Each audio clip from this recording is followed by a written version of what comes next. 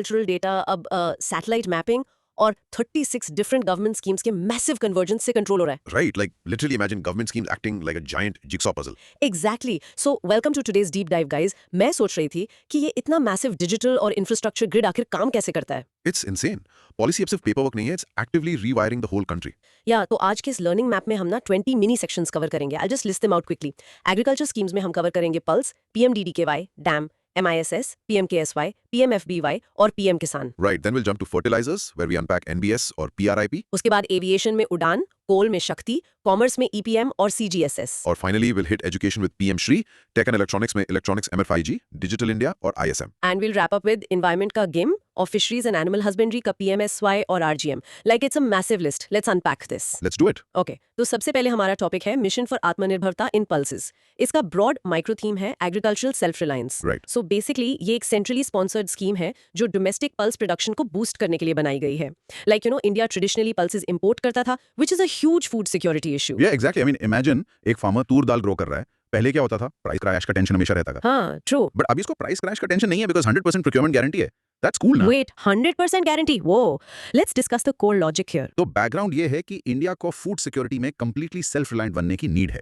Target set किया है 350 lakh metric tons मतलब LMT डोमेस्टिक प्रोडक्शन और 310 lakh hectares area bye 2030-31। Oh wow, 350 LMT. और फोकस क्रॉप्स क्या है? मेनली तूर, उड़द और मसूर। पीएम आशा के अंडर नाफेड और NCCF एजेंसीज 4 इयर्स के लिए 100% प्रोक्योरमेंट एट MSP करेंगी। अच्छा, so price risk completely zero. बिल्कुल, और एक डिजिटल ट्विस्ट भी है। NIC ने साथी पोर्टल डेवलप किया है which stands for seed authentication and traceability. ये बेसिकली सीड क्वालिटी और ओरिजिन ट्रैक करता है। So real world impact is that farmers को financial security मिलती है। और UPSC एग्जाम रेलेवेंस के लिए बता दूं, ये NAFED, NCCF और साथी पोर्टल बहुत इंपॉर्टेंट है। Definitely. This mission is a strong pillar of agriculture independence. Okay, rapid cross questioning time. Let's see if we got this. Focus crops कौन से हैं? तूर, उड़द और मसूर। Wait, production target क्या है? 350 LMT by 2030-31। Procurement कौन करेगा? नाफेड और NCCF। और MSP पर procurement कितने years के लिए? Perfect. Exactly 4 years. Perfect. Digital tracking portal का नाम क्या है? Sathi portal developed by NIC. Awesome, guys. Now pause and practice saying NAFED, NCCF और साथी portal. Good memory hack. So mini recap. In short, ये idea shows how pulse production connects to 100% MSP guarantee और digital tracking. Simple and sweet. So production targets set हो गए. Now let's focus on lagging districts. Topic number 2. Prime Minister धन धान्य कृषि योजना और PMDDK. Broad micro theme is saturation-based agricultural development. So basically ये एक central sector scheme है 100 low performing agri districts को uplift करने के लिए। Right. Like imagine एक backward district जहाँ 11 ministries मिलकर 36 schemes को एक साथ converge कर रही हैं। That's a logistical nightmare, but so cool. I mean, why do some districts always lag behind despite so many national schemes? Because of scattered efforts. Background यही है कि agriculture ecosystem में uniform development ensure करना है। तो इसका core logic is saturation. Saturation मतलब target 100 low performing agri districts हैं for 6 years. इसका annual budget around 24,000 crore rupees है। Core mechanism is the saturation based convergence of 36 central schemes across 11 ministries. wait, तो नीति आयोग उन 100 डिस्ट्रिक्ट्स को select कैसे करता है? क्राइटेरिया बहुत क्लियर है। Yield should be less than the national average, cropping intensity less than 155% और लो क्रेडिट एक्सेस। और इन सब को ट्रैक करने के लिए 117 KPIs यूज होते हैं। ओ नाइस। तो यूपीएससी के लिए नीति आयोग के सिलेक्शन क्राइटेरिया हाईली रेलेवेंट है। For sure. कंक्लूजन यही है कि convergence is the key driver of rural development. अच्छा, let's do the cross questions. कितने डिस्ट्रिक्ट्स टारगेट हो रहे हैं? 100 low performing agri districts. Scheme duration क्या है? 6 years. एनुअल बजट कितना है? 24,000 crore rupees annually. NITI Aayog का क्रॉपिंग इंटेंसिटी क्राइटेरिया क्या है? It has to be less than 155%. और कितने KPIs ट्रैक किए जाते हैं? Exactly 117 KPIs. Nice. Guys, now pause and practice saying 100 districts, 36 schemes, 117 KPIs. Yep. Burn those numbers into your brain. So, mini recap. In short, ये scheme multiple ministries को converge करके backward districts को uplift करती है। Exactly. Lagging districts को uplift करने के बाद एग्रीकल्चर को डिजिटल बनाना जरूरी है। Let's move to 1.2.1 digital agriculture mission और DAM. Its broad micro theme is digitization of agriculture. तो ये एक सेंट्रल सेक्टर स्कीम है जो फार्मर डेटा और जियो मैपिंग का पूरा डिजिटल इकोसिस्टम क्रिएट करती है। Yes. Like real life example देखो, एक फार्मर के पास अब आधार लाइक फार्मा आईडी होगा for instant scheme benefits. I mean tech और एग्रीकल्चर का इंटीग्रेशन एग्जैक्टली कैसे होगा जमीन पे? बैकग्राउंड ये है कि there's an urgent requirement for data driven farming solutions. Core logic पे आते हैं। इसका बजट है 6,000 crore for 5 years, specifically FY22 to FY26। Okay. Main चीज है एग्री स्टैक, जो एक डिजिटल पब्लिक गुड है। इसमें 3 कोर कंपोनेंट्स हैं, फार्मा आईडी, जियो रेफरेंस्ड विलेज मैप्स और crop zone registry. That sounds like an operating system for farming. It basically is. और उसके ऊपर है कृषि डिसीजन सपोर्ट सिस्टम और KDSS, जो जियो स्पेशल और वेदर डेटा इंटीग्रेट करता है। वेट, मैंने सुना था कोई सॉइल मैपिंग भी कर रहा है। हाँ, SLUSI, they do 1.110,000 scale village level soil mapping और MNFC क्रॉप एस्टिमेशन करती है विया फसल और PMFBY उनका टेक्निकल पार्टनर है। वाओ, रियल वर्ल्ड इम्पैक्ट तो ह्यूज है और यूपीएससी प्रीलिम्स में agri stack components direct match the following बन सकते हैं। डेफिनेटली फार्मिंग अब प्योरली डेटा ड्रिवन साइंस बन रही है, that's the conclusion here. Let's test it. Cross questions, DM का बजट और टेन्योर क्या है? 6,000 crore for 5 years। Agri stack के मेन कंपोनेंट्स क्या है? फार्मर आईडी, जियोमैप्स और क्रॉप रजिस्ट्री। केडीएसएस क्या इंटीग्रेट करता है? जियोस्पेशियल और वेदर डेटा। सॉइल मैपिंग कौन सी एजेंसी करती है? SLUSI करती है एट 1.1000 स्केल। और एमएनएफसी का रूल क्या है? क्रॉप एस्टिमेशन विया फसल और PMFBY partnership. Cool, now pause and practice saying agri stack, KDSS, SLSI, MNFC. Good job. Mini recap. In short, ये मिशन फार्मिंग इकोसिस्टम को डिजिटल पब्लिक गुड से रेवोल्यूशनाइज करता है। राइट। डिजिटल स्टैक रेडी है, but farmers को funds कहां से मिलेंगे? Let's talk about credit. Topic 1.2.2 modified interest subvention scheme और MSIS। इसका ब्रॉड माइक्रो थीम है subsidised agricultural credit. So basically farmers को किसान क्रेडिट कार्ड और KCC के through cheap short term loans provide करना इसका गोल है। Exactly. Real life example is, एक फार्मर 3 लाख का लोन लेता है और प्रॉम्प्ट रीपेमेंट पर उसको सिर्फ 4% इंटरेस्ट पे करना पड़ता है। That's a game changer. I mean farming operations के लिए क्विक लिक्विडिटी कैसे मिलती है without falling into high interest informal loans. वही तो बैकग्राउंड है, प्राइवेट मनी लेंडर्स के ट्रैप से बचाना। कोर लॉजिक इज सिंपल, ये सेंट्रल सेक्टर स्कीम है हैंडल्ड बाय RBI और NABARD, सो बेस रेट क्या मिलता है और PRI। जो कि 3% एक्स्ट्रा सबवेंशन देता है। यस, सो इफेक्टिव रेट सीधा 4% हो जाता है। बट एक ट्रैप है, एनिमल हस्बेंड्री और फिशरीज के लिए benefit is capped at 2 lakh rupees. अच्छा, ये जरूर याद रखना। और KCC की वैलिडिटी कितनी होती है? 5 years। ओके, तो real world impact is financial inclusion, ensuring zero debt trap for farmers. Timely credit really is the backbone of agriculture. True. Let's do the questions. Agencies कौन सी हैं? RBI और NABARD। Core subsidised interest rate क्या है? 7% up to 3 lakh। PRI के बाद effective rate क्या होता है? It drops to 4%। Animal husbandry loan cap trap क्या है? It is capped at 2 lakh। और KCC की वैलिडिटी कितनी होती है? 5 years।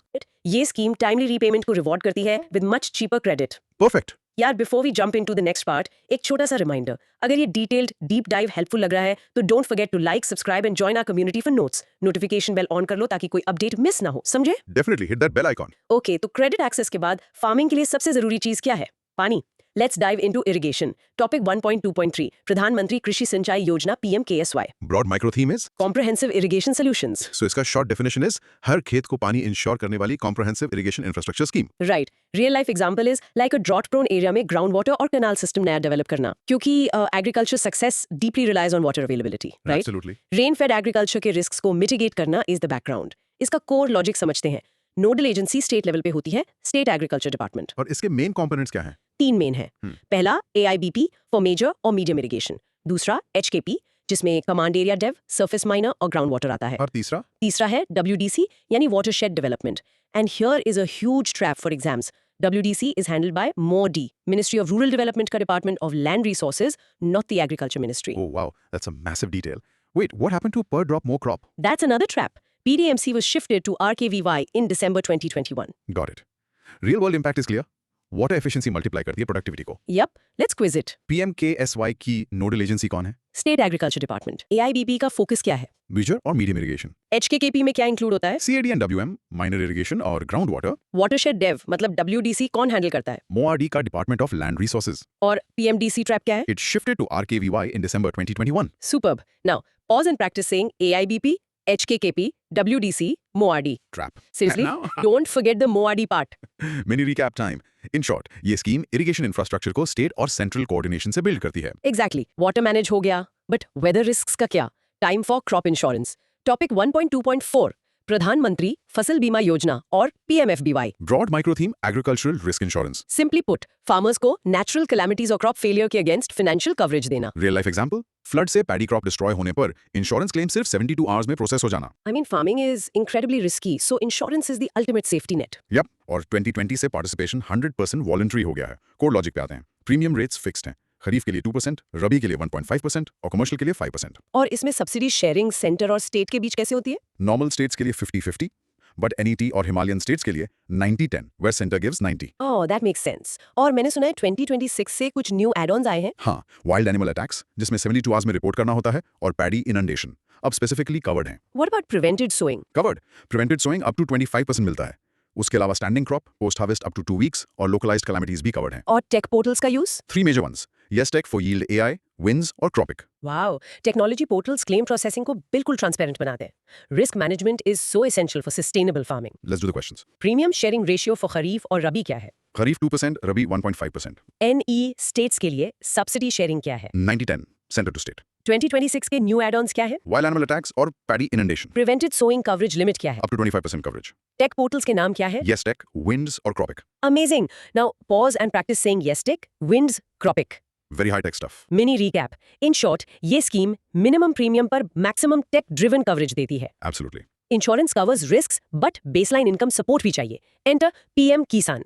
Topic 1.2.5। Broad micro theme is direct income support. Short definition, land holding farmers को 6,000 rupees yearly direct benefit transfer देना। Real life example, एक स्मॉल फार्मर की family को हर 4 महीने में एग्जैक्टली 2,000 रुपीज सीधे बैंक आते हैं। बिकॉज कैश लिक्विडिटी हर फार्मर की बेसिक जरूरत है, like a universal basic income approach for agriculture. Right. So core logic is, ये एक सेंट्रल सेक्टर स्कीम है। Benefit is 6,000 per year in 3 installments.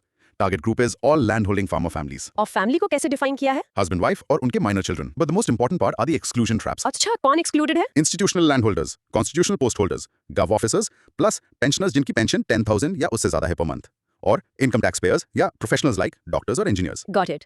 और वेरिफिकेशन कैसे होता है इसका? 5% फिजिकल वेरिफिकेशन होता है annually. Exclusion traps definitely UPSC का फेवरेट टारगेट है। Conclusion is that direct targeting removes middleman completely. Let's quiz it. PM Kisan किस टाइप की स्कीम है? Central sector, target beneficiary family में कौन आता है? Husband, wife and minor children. Pensioners के लिए एक्सक्लूजन लिमिट क्या है? ग्रेटर देन और equal to 10,000 rupees per month. क्या डॉक्टर्स या इंजीनियर्स एलिजिबल हैं? No, professionals are totally excluded. Annual physical verification कितने % होता है? 5%? Perfect. Now pause and practice saying exclusion traps 10K pension limit. याद रखना ही है। Mini recap.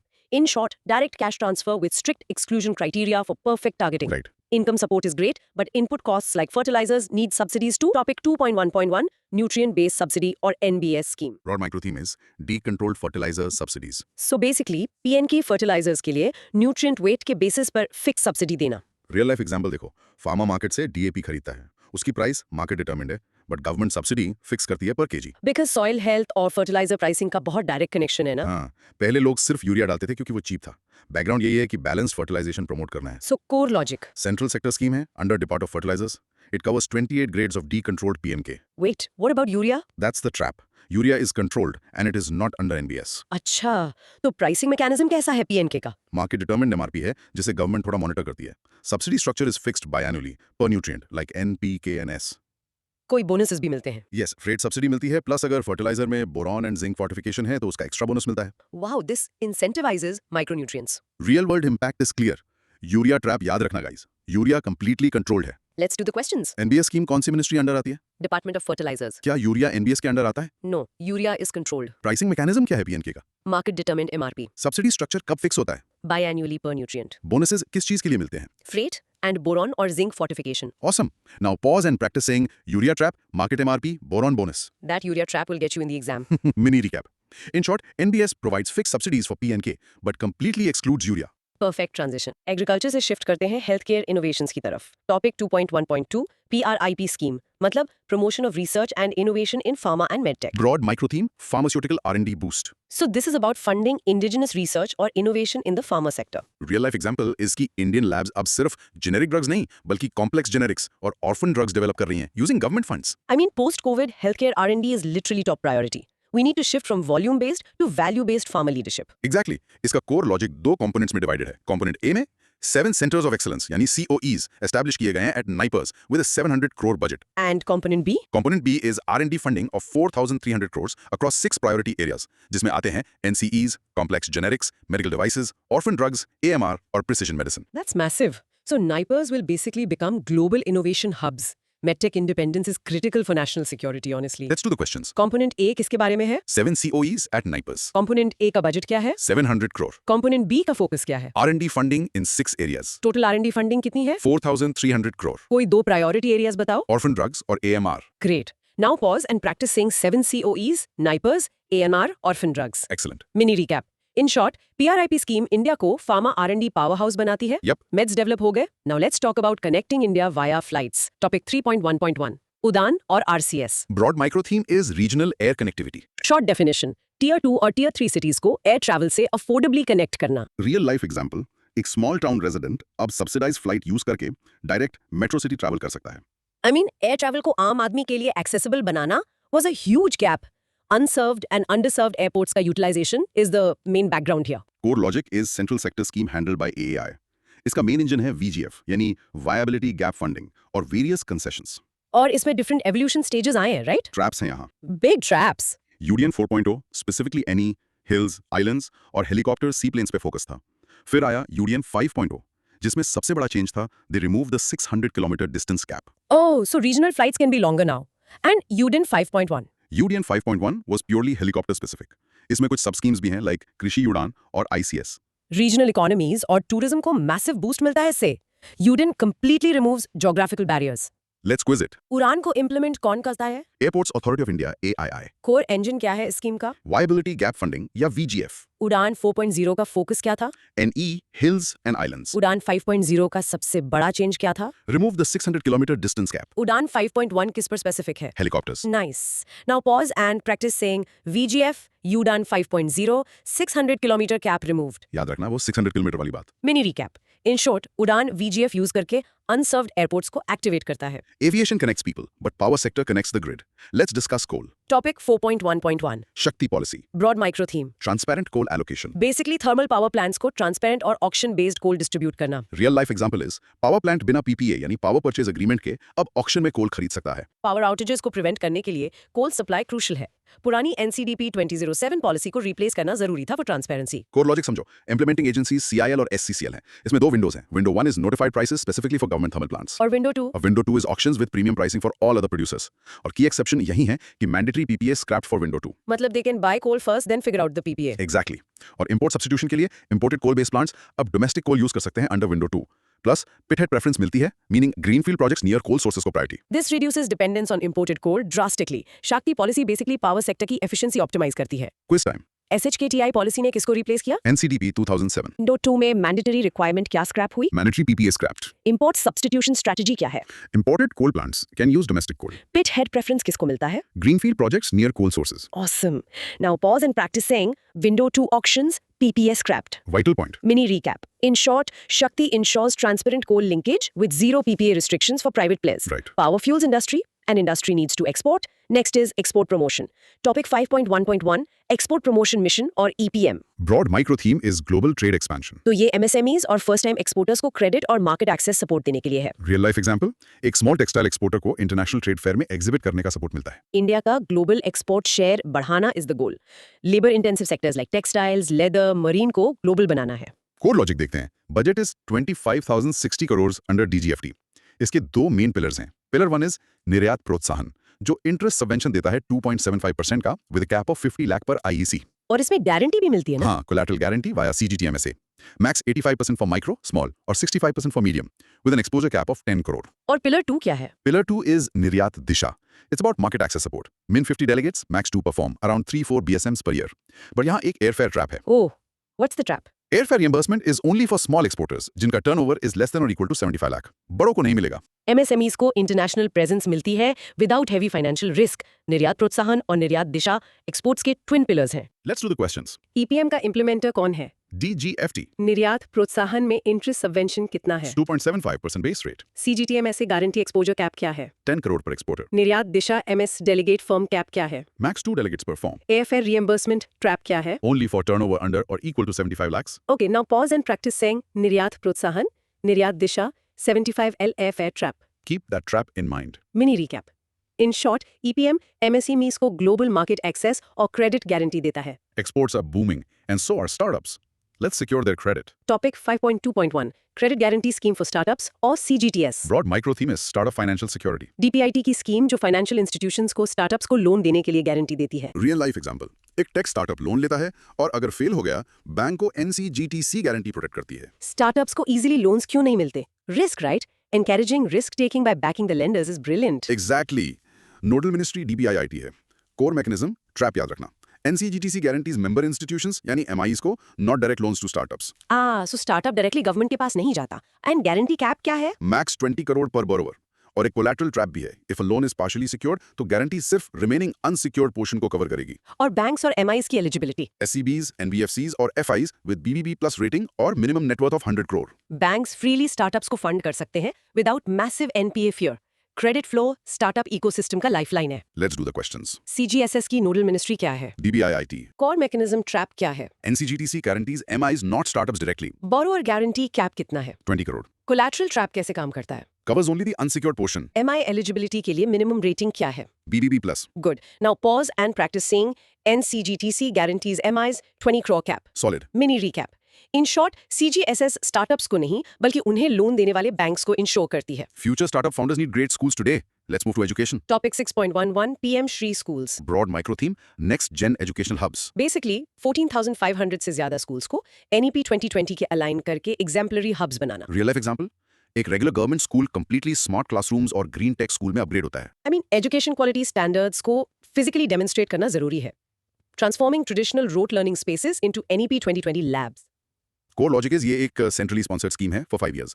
Target is 14,500 plus schools. Selection बड़ी स्ट्रिक्ट है, 3 स्टेजेस में होती है. कौन से स्टेजेस? पहले स्टेट MOU साइन करेगा, then UD USC plus benchmark pass करना होगा, और फाइनली एक चैलेंज मेथड होता है. Core pedagogy is completely NEP 2020 and mother tongue instruction. कुछ यूनिक फीचर्स भी थे ना? ग्रीन स्कूल्स कॉन्सेप्ट्स और जदुई पिटारा. और इनकी ट्रैकिंग समग्र शिक्षा KVS NVS के थ्रू होती है using geo tagging and SQAF. SQAF मतलब school quality assessment framework. The real world impact is peer learning effect से आसपास के स्कूल्स भी इंस्पायर होंगे। Let's do the questions. PM Shri किस टाइप की स्कीम है? Centrally sponsored. सिलेक्शन प्रोसेस के 3 स्टेजेस क्या है? स्टेट MOU UDs प्लस और चैलेंज मेथड. कोर पेडागोजी किस डॉक्यूमेंट पर अलाइंड है? NEP 2020. यूनिक कंपोनेंट्स क्या हैं? ग्रीन स्कूल्स और जादुई पिटारा. ट्रैकिंग मैकेनिज्म में कौन सा फ्रेमवर्क यूज होता है? SQAF. Nice. Now pause and practice saying UDs plus जादुई पिटारा SQAF. Remember that SQF acronym. Mini recap. In short PM Shri strict challenge method से स्कूल्स को NEP एग्जाम्पलर बनाता है। Smart students need smart devices. Electronics manufacturing is next. 7.11.1 electronics component manufacturing scheme. Broad micro theme is hardware indigenization.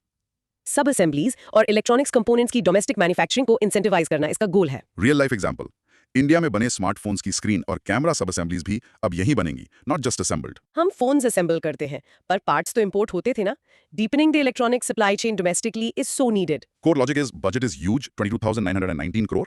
Target segments हैं सब assemblies like display camera, bare components like HDMI SAP और capital goods. Incentive structure कैसा है? Turnover linked incentive 6 years के लिए है, जिसमें 1 year gestation include है, और capex linked या hybrid incentive 5 years के लिए. रियल वर्ल्ड इम्पैक्ट इसकी इंपोर्ट डिपेंडेंसी डिक्रीज होगी और हाईटेक मैन्युफैक्चरिंग जॉब्स क्रिएट होंगे। Make in India true sense में रॉ कंपोनेंट लेवल पर स्टार्ट हो रहा है। Let's quiz it. स्कीम का टोटल बजट क्या है? 22,919 crore. टारगेट सेगमेंट्स क्या है? Sub assemblies, bare components, capital goods. HDI और MSAP क्या है? Bare components है टर्नओवर लिंक्ड इंसेंटिव ड्यूरेशन क्या है? 6 years, केपेक्स लिंक्ड ड्यूरेशन क्या है? 5 years. Great. Now pause and practice saying sub assemblies capex linked 5 years. Perfect. Mini recap. In short ये scheme surface level assembly से deep component manufacturing की तरफ shift करती है। Hardware is nothing without a digital ecosystem. Let's revisit Digital India. Topic 7.2.1 digital India programme. Broad micro theme is ecosystem transformation. ये एक 10 साल पुरानी अम्ब्रेला स्कीम है जो सिटीजन सर्विसेज को कंप्लीटली डिजिटलाइज करती है। Real life example. Internet connectivity से लेकर क्रांति, पब्लिक सर्विसेज एक क्लिक पर अवेलेबल हैं. कैशलेस, पेपरलेस और फेसलेस गवर्नेंस का बड़ा विजन 2015 में लॉन्च हुई थी और 10 years of monumental digital shift complete कर चुकी है। कोर लॉजिक देखो, ये अम्ब्रेला प्रोग्राम है सेंटर, स्टेट और यूटी के लिए. PPP एग्जीक्यूशन प्रेफर्ड है. Apex committee is chaired by the cabinet secretary और specifically monitored by the prime minister. इसके पिलर्स कितने हैं? 9 पिलर्स फोकस है.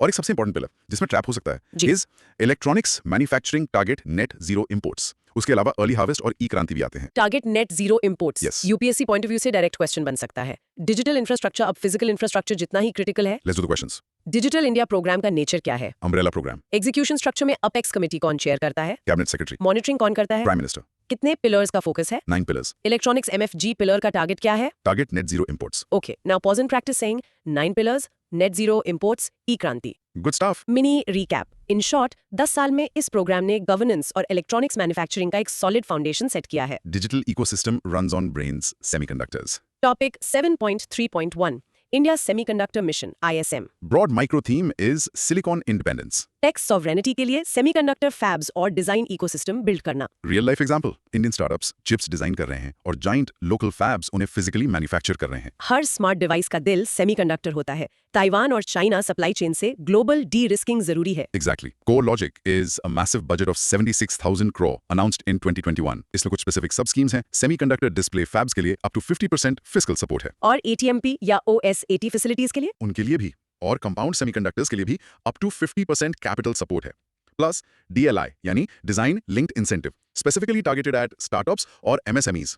स्ट्रेटेजिक एम तो 100-110 बी मार्केट टैप करना है बाय 2030 ना। Chip independence is literally the new oil independence. Let's quiz it. ISM का इनिशियल बजट क्या था? 76,000 crores, फैब्स के लिए कितना सपोर्ट है? up to 50% fiscal support, ATMP और SAT के लिए कितना सपोर्ट है? up to 50% capital support, DLI scheme किन के लिए टारगेटेड है? startups और MSMEs, डी रिस्क स्ट्रेटजी किसके अगेंस्ट है? Taiwan और China. Fantastic. Now pause and practice saying ATMP, OSAT, DLI, startups. Very important abbreviations. Mini recap. In short, ISM massive capital और fiscal support से complete chip supply chain secure करता है. Tech boom is great, but we must protect nature. Let's focus on Green India. Topic 8.1.1 National Mission for a Green India or GIM. Broad micro theme is massive afforestation strategy. 2030 तक forest cover बढ़ाना और carbon sink create करना इसका main goal है। Real life example, mangroves preserve करना और JFMCs के through locals को डायरेक्ट लाइवलीहुड देना. क्लाइमेट चेंज से फाइट करने का सबसे नेचुरल मैकेनिज्म फॉरेस्ट ही तो है। बिल्कुल. बैकग्राउंड ये है कि ये NAPCC यानी national action plan on climate change 2011 का क्रूशियल पार्ट है. One of 8 missions. Tenure is 10 years 2021 से 2030 तक. हार्ड टारगेट्स क्या है bye 2030? Increase forest tree cover by 5 MHA यानी million hectares. Improve quality on another 5 MHA. Carbon sink create करना of 2.5 to 3.0 billion tons CO2 equivalent. और livelihood provide करना for 3 million households. Focus landscapes कौन से हैं? Aravallis, Western Ghats, Himalayas और mangroves.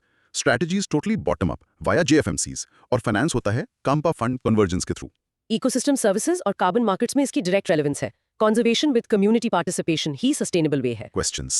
Time. GIM किस larger plan का part है? NAPCC 2030 तक फॉरेस्ट कवर इंक्रीज टारगेट क्या है? 5 million. कार्बन सिंक टारगेट कितना है? 2.5 to 3.0 billion tons CO2 equivalent. Focus landscapes कौन से हैं? Aravallis, Western Ghats, Himalayas, mangroves. Implementation strategy क्या है? Bottom up via JFMCs and Kampa. Good. Now pause and practice saying 5 मेहका cover, JFMCs, CAMPA fund. Nice. Mini recap. In short, GIM strict 2030 targets के साथ CAMPA fund convergence से ecology protect करता है। Forest covered. Now let's dive into the oceans and fisheries. Topic 9.1.1 प्रधानमंत्री मत्स्य संपदा योजना PMMSY। Broad micro theme is Blue Revolution Enhancement. Fishery sector की umbrella scheme for modernising aquaculture. Real life example. Biofloc technology use करके छोटे ponds में incredibly high yield fish farming करना. Blue economy India का hidden power house है यार। Infrastructure और new take introduction की एक्सट्रीम नीड थी। Core logic समझो. Tenure was FY21 to FY25. अब extend करके FY26 तक कर दिया है. ये एक अम्ब्रेला स्कीम है. इसकी ट्रेनिंग नोडल एजेंसी NFDB है. यहाँ भी एक ट्रैप था ना वुमेन एंटरप्रेन्योर्स के लिए। हाँ, वुमेन एंटरप्रेन्योर ट्रैप. इनको हाई असिस्टेंस मिलती है 60% of project cost with a max of 1.5 crore rupees. और इंटरवेंशंस क्या क्या है? बायोफ्लॉक टेक्नोलॉजी और 100 climate resilient coastal fisherman villages या CRCFV. एक नई 2024 सब स्कीम भी आई है PMMSKSY जो एक सेंट्रल सेक्टर स्कीम है for 4 years. Biofloc tech basically zero waste microbe recycling promote करता है, which is amazing. PMSY traditional fishing को मॉडर्न एक्वाकल्चर इंडस्ट्री बनाता है। Let's do the questions. PMSY की टेन्योर कब तक एक्सटेंड हुई है? FY26 तक. ट्रेनिंग नोडल एजेंसी कौन है? NFDB. Women entrepreneur trap limit क्या है? 60% cost, max 1.5 crores. CRCFV intervention में कितने विलेजेस हैं? 100. न्यू 2024 सब स्कीम का नाम क्या है? PMMKSSY. Awesome. Now pause and practice saying NFTB, Biofloc Tech, PMMKSSY.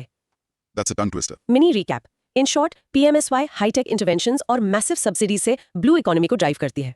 Finally, from blue revolution to white revolution, let's talk about bovine breeds. Topic 9.2.1 राष्ट्रीय Gokul mission और RGM। Broad micro theme is indigenous bovine development. Indigenous cows की genetic quality improve करना using modern reproductive tech। Real life example. IVF heifers और sex sorted semen use करके milk yield drastically increase करना. Dairy sector की productivity genetics पे बहुत depend करती है।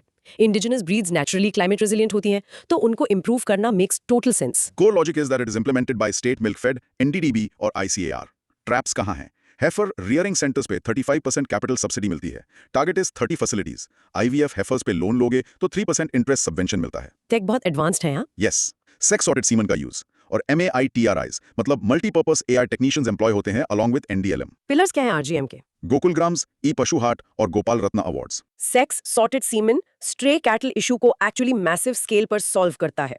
RGM ट्रेडिशनल ब्रीड्स को फ्यूचरिस्टिक टेक्नोलॉजी के साथ कंप्लीटली मर्ज करता है। Last set of questions. RGM की इंप्लीमेंटेशन एजेंसीज कौन सी हैं? State milk fed, NDDB, ICAR. Heifer rearing centres पर सब्सिडी कितनी है? 35% capital subsidy. IVF heifers loan पर सबवेंशन कितना है? 3%. MATIRIs का फुल फॉर्म और रोल क्या है? Multipurpose AI technicians. की पिलर्स क्या हैं? गोकुल ग्राम्स, पशु हाट और गोपाल रत्न. Perfect. Now pause and practice saying MATIRIs, IVF heifers, e-pashuhat. Great wrap up. Mini recap.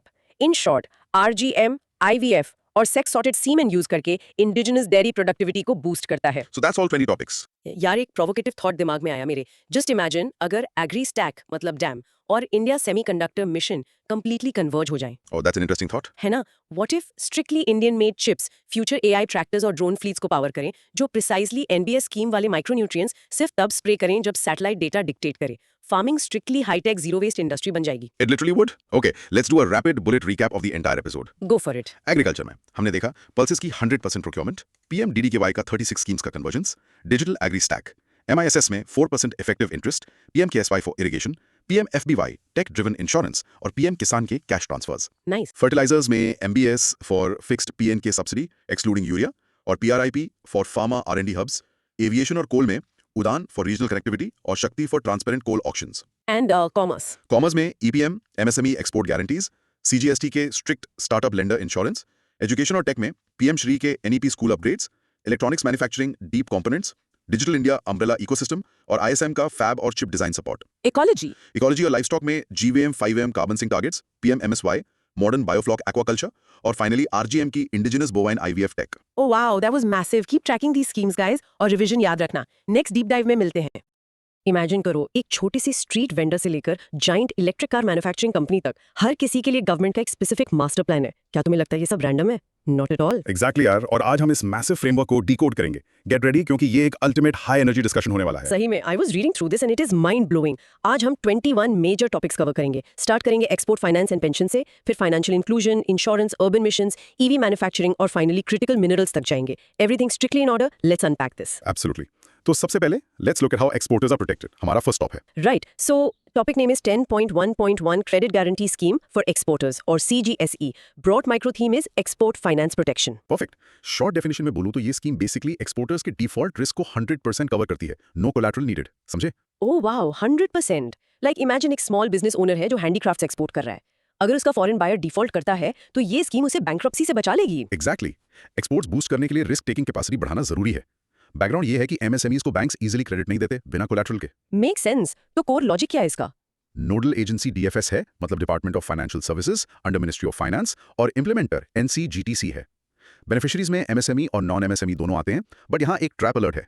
MSME direct exporters का export turnover strictly greater than और इक्वल टू 5% होना चाहिए। Wait, 5% of the total turnover? हाँ, tenure 31 March 2026 तक है, या जब तक 20,000 करोड़ रुपए की गारंटीज इशू ना हो जाएं। फी एग्जैक्टली 0% है। नील गारंटी फी। फुल्ली डिजिटल प्रोसेस है जन समर्थ पोर्टल पर। लिमिट्स की बात करें तो 20% ऑफ वर्किंग कैपिटल या मैक्स 50 करोड़ रुपीस पर borrower. That is huge. Interest caps भी है ना? राइट। बैंक्स या FIs के लिए 10% पर एनम और NBFCs के लिए 14% पर एनम। रीपेमेंट 4 इयर्स का है, जिसमें 1 ईयर प्रिंसिपल मॉरेटोरियम मिलता है। इसका रियल वर्ल्ड इंपैक्ट ये है कि एक्सपोर्टर्स फियर्सली ग्लोबल मार्केट्स में compete कर सकते हैं बिना फियर के। UPSC CSE प्रीलिम्स के लिए ये इंटरेस्ट कैप्स और टर्नओवर ट्रैप हाईली रेलेवेंट है। बेसिकली जीरो फी पर 100% peace of mind for exporters. Okay, let's do a quick cross questioning round. Ready? Wait, MSME के लिए क्या स्पेशल कंडीशन है? ट्रैप याद रखना, MSME डायरेक्ट एक्सपोर्टर्स का export turnover exactly greater than और इक्वल टू 5% होना चाहिए। इसका प्लेटफॉर्म कौन सा है? फुल्ली डिजिटल वाया जन समर्थ पोर्टल। क्या इसमें कोई प्रोसेसिंग फी है? Nil. 0% guarantee fee, totally collateral free. Interest cap NBFCs के लिए क्या है? NBFCs के लिए 14% पर एनम, बैंक्स के लिए 10%। रीपेमेंट टेन्योर का एक मेमोरी हैक बताओ। 4 इयर्स का टोटल टाइम, जिसमें पहला साल चिल है, यानी 1 ईयर प्रिंसिपल मोरेटोरियम। तो 4 - 1 = 3 साल actual principal payment. Love that. Now, pause the audio and practice saying nodal is DFS, implementer is NCGTC, fee is 0. So many recap. In short, CGSC 0 fee पर 100% default risk cover देता है up to 50 crore rupees. Export business से अब आते हैं unorganised sector के future पर। Let's discuss pensions. Next is topic name 10.2.1 Atal pension Yojana और APY। Broad micro theme is unorganised sector pension. Awesome. Short definition, ये एक गारंटीड मिनिमम पेंशन स्कीम है for the unorganised sector. Right. Real life example देखो, एक daily veg worker को old age में financial independence मिलती है 6,000 to 5,000 रुपीस पेंशन के थ्रू। ओल्ड एज पॉवर्टी को टैकल करने का ये एक मेजर टूल है। और इसको 10 इयर्स कंप्लीट हो गए हैं, right? Launched in 2015। Exactly. Type है सेंट्रल सेक्टर, इम्प्लीमेंटर PFRDA है व्हिच मैनेजेस NPS। एलिजिबिलिटी है 18 से 40 इयर्स और बैंक अकाउंट होल्डर्स होना चाहिए। But trap alert, it is exclusively for non tax payers. Big trap. Right. तो इनकम टैक्स पेयर्स अलाउड नहीं है। सही बात है। Pension range 1,000 to 5,000 rupees per month है, life long post 60 years. Death clause की बात करें तो स्पाउस को पेंशन मिलती है और नॉमिनी को कॉर्पस मिलता है। प्रीमेच्योर डेथ यानी pre-60 पर स्पाउस अकाउंट कंटिन्यू कर सकती है। What about voluntary exit? Voluntary exit trap है इसमें। अलाउड तो है और कंट्रीब्यूशन प्लस इंटरेस्ट रिफंड होता है, पर गवर्नमेंट को कंट्रीब्यूशन फॉरफिट हो जाता है। वैसे गवर्नमेंट को कंट्रीब्यूशन सिर्फ अर्ली जॉइनर्स यानी 2015-16 वालों के लिए था। एक कूल डेटा फैक्ट ये है कि अप्रॉक्सीमेटली 47% फीमेल सब्सक्राइबर्स हैं। That is a huge social security net. UPSC relevance के लिए voluntary exit rules और taxpayer trap याद रखना. Conclusion ये है कि it is a massive safety net with very specific entry and exit barriers. Let's do the cross questions. क्या कोई income taxpayer इसमें अप्लाई कर सकता है? बिग नो, ये सिर्फ नॉन इनकम टैक्स पेयर्स के लिए है। अगर सब्सक्राइबर की डेथ प्री 60 हो जाए तो स्पाउस सेम अकाउंट को आगे कंटिन्यू कर सकता है। वॉलंटरी एग्जिट करने पर क्या नुकसान है? गवर्नमेंट का को कंट्रीब्यूशन फॉरफिट हो जाएगा, सिर्फ अपना पैसा और इंटरेस्ट वापस मिलेगा। गवर्नमेंट को कंट्रीब्यूशन अभी अवेलेबल है? नहीं, सिर्फ अर्ली जॉइनर्स के लिए था इन 2015-16। फीमेल पार्टिसिपेशन कितना है? Memory hack almost half, exactly around 47% female subscribers. Nice. Now pause the audio and practice saying 18 to 40 years, only non-taxpayers. Mini recap. In short, APY ensures 1,000 to 5,000 rupees pension for non-taxpayers with strict voluntary exit rules. Pension के बाद, let's talk about the absolute foundation of financial inclusion. Topic name is 10.2.2 Pradhan Mantri Jan Dhan Yojana or PMJDY. Broad micro theme is universal financial inclusion. So basic mechanics, short definition ये है कि zero balance bank account with simplified KYC और overdraft facility. एक remote village में रहने वाला farmer अब bank से डायरेक्ट 10,000 रुपए का ओवरड्राफ्ट ले सकता है इमरजेंसी में। ये बैंकिंग सेक्टर का सबसे बड़ा रेवोल्यूशन है। 11 इयर्स कंप्लीट हो गए हैं since 2014। Yes, core is National Mission for Financial Inclusion. Account nature है basic savings bank deposit यानी BSBD, zero balance, simplified eKYC. Insurance भी मिलती है। Free RuPay accidental cover raised from 1 lakh rupees to 2 lakh rupees for post August 2018 accounts. Overdraft max 10,000 rupees है, condition free up to 2,000 rupees. Upper age limit 65 years है। और वो छोटा खाता क्या है? No legal docs needed, 12 months validity.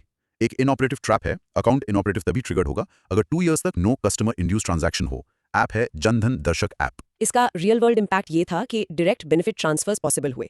UPSC relevance में OD age limit और इनऑपरेटिव ट्रैप आते हैं। कंक्लूजन सिर्फ अकाउंट नहीं, it's a gateway to credit and insurance. Cross questions time. Overdraft की मैक्स लिमिट और एज लिमिट क्या है? मैक्स 10,000 रुपीज ओडी और अपर एज लिमिट 65 इयर्स है। बिना किसी कंडीशन के कितना ओडी मिलता है? Condition free up to 2,000 rupees. Accidental cover कितने? 28.8 2018 के बाद के अकाउंट्स पर 2 लाख रुपए। छोटा खाता की वैलिडिटी कितनी होती है? सिर्फ 12 months, no legal docs needed initially. Account inoperative कब माना जाता है? ट्रैप याद रखना, 2 साल तक अगर नो कस्टमर इंड्यूस ट्रांजैक्शन हो तभी इनऑपरेटिव होगा। Great. Now pause in practising 10K OD, 65 age limit, 2 years inoperative. Mini recap. In short, PMJDY zero balance accounts के साथ 10K ओडी और 2 लाख इंश्योरेंस प्रोवाइड करता है। अकाउंट्स तो खुल गए, अब उन बिजनेसेस को फंड करने की बात आती है। लेट्स लुक एट मुद्रा। टॉपिक नेम इज 10.2.3 प्रधानमंत्री मुद्रा योजना और PMMY. Broad micro theme is micro enterprise funding. Short definition is small businesses को collateral free loans up to 20 lakh rupees provide करना। Exactly. Imagine एक लोकल टेलर शॉप ओनर शिशु loan लेकर नई सोइंग मशीन्स खरीद लेता है बिना अपना घर गिरवी रखे। फंडिंग द अनफंडेड इसका मेन ऑब्जेक्टिव है। इसको भी 10 इयर्स कंप्लीट हो गए हैं। So टाइप है सेंट्रल सेक्टर स्कीम, टारगेट है non corporate, non farming, micro and small enterprises, limit है up to 20 lakh rupees. Eligible sectors में मैन्युफैक्चरिंग, ट्रेडिंग, सर्विसेज और एलाइड एग्रीकल्चर आते हैं। बट मुद्रा एंटिटी ट्रैप याद रखना, मुद्रा एक NBFC अंडर RBI है। ये रीफाइनेंस एजेंसी ओनली है, not a direct lender. Oh, that's a big one. पैसा पलट गया। हाँ यार, गारंटी देता है credit guarantee fund for micro units यानी CGFMU। स्लैब्स हैं Shishu up to 50K, Kishore 50K to 5 lakh, Tarun 5 lakh to 10 lakh और Tarun plus 10 lakh to 20 lakh. Interest rates deregulated है बट 2% सबवेंशन मिलता है ऑन प्रॉम्प्ट शिशु रीपेमेंट और 25 basis points discount for women. App का नाम मुद्रा मित्रा ऐप है। Impact is a micro entrepreneurship boom. UPSC focuses Mudra as a refinance agency on new Tarun Plus slab, so empowering the grassroots economy with tiered support. Let's quiz it. क्या मुद्रा direct loan देता है? सबसे बड़ा trap, मुद्रा एक NBFC है जो सिर्फ रीफाइनेंस करती है, डायरेक्ट लेंडर नहीं है। मुद्रा स्लैब्स को ऑर्डर में कैसे याद रखें? SKTT Shishu up to 50K, Kishore up to 5 lakh, Tarun up to 10 lakh, Tarun plus up to 20 lakh. Prompt repayment पर क्या बेनिफिट है? शिशु लोन्स पर 2% सबवेंशन मिलता है। वुमेन एंटरप्रेन्योर्स के लिए एक्स्ट्रा डिस्काउंट क्या है? इंटरेस्ट रेट्स डीरेगुलेटेड हैं, पर वुमेन के लिए 25 BPS यानी 0.25% डिस्काउंट है। क्या फार्मिंग मुद्रा के अंडर कवर्ड है? प्योर फार्मिंग में सिर्फ अलाइड एग्रीकल्चर कवर्ड है, नॉन फार्मिंग एंटरप्राइजेस में टारगेट है। Now, pause and practice saying Shishu, Kishore, Tarun plus up to 20 lakhs. Mini recap. In short, PMMI offers collateral-free refinance loans up to 20 lakh rupees under 4 distinct slabs. Actually, okay wait, यहाँ थोड़ा break बनता है। हमने अभी back to back heavy finance schemes decode किए हैं। अगर ये डायरेक्ट प्रीलिम्स हैक्स और मेमोरी ट्रिक्स तुम्हें वैल्यू दे रहे हैं तो ऑर्गेनिकली इस ऑडियो पर लाइक और सब्सक्राइब कर दो, नोटिफिकेशंस ऑन कर लो और हमारे नोट्स ग्रुप को ज्वाइन कर लो। ऐसे ही डीप एनालिसिस आते रहेंगे। कूल ना? चलो back to the next big scheme. Next is topic name 10.24 प्रधानमंत्री जीवन ज्योति बीमा योजना और PMJJBY. Broad micro theme is term life insurance. Short definition is 1 साल का renewable term life insurance for adults किसी भी कॉज ऑफ डेथ के लिए। एग्जाम्पल देखो, एक डेली कम्यूटर की सडन इलनेस से डेथ होने पर उसकी फैमिली को 2 लाख रुपीस का क्विक सपोर्ट मिल जाता है। लाइफ इंश्योरेंस पेनिट्रेशन को डेमोक्रेटाइज करना इसका एम है। 10 years completed. Central sector, 1 year renewable term life insurance.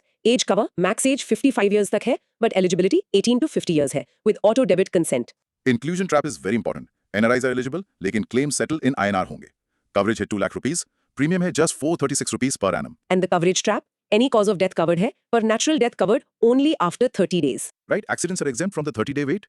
Implementer LIC plus willing tie-up insurers हैं. Data fact 53% women और 74% rural population covered है. Impact is financial resilience. UPSC focuses the 30-day wait period और NRI eligibility. Conclusion is that it's extremely affordable with a logical cooling off period. Cross questions. Eligibility age 1850 है, तो max age cover क्या है? Entry max 50 है, पर cover max age 55 years तक चलता है. क्या NRIs eligible है PMJJBY के लिए? Yes, inclusion trap.